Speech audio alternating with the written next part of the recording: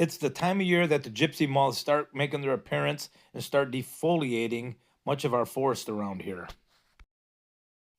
All right, guys, check out this tree. Now let's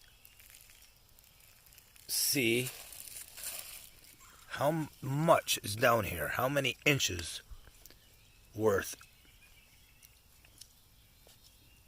Still going down.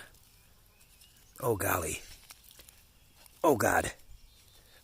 Oh, that frickin' stinks. About 3 inches worth of decaying matter. Actually, those are all alive. Son of a bitch. Now think of every tree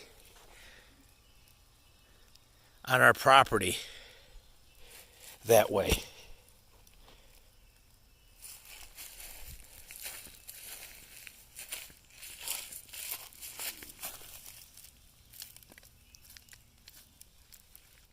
This is what an infestation looked like. In 2021, these gypsy moths ate our entire forest, all the leaves, everything gone. Here's just a small example of them up underneath some eaves of a shed. We have all our leaves by Memorial Day, and they were all gone by June 3rd. The base of every single tree looks just like this.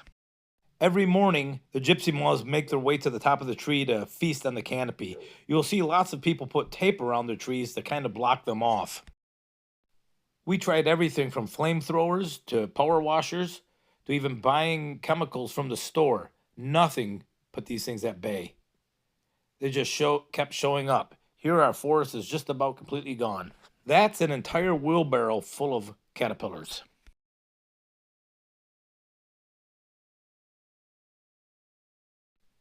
If it rained, this is what happened to your feet. That's not mud, that's gypsy caterpillars. And here I am composting them all. Here's a big pile of them, composted, ready to go to the garden.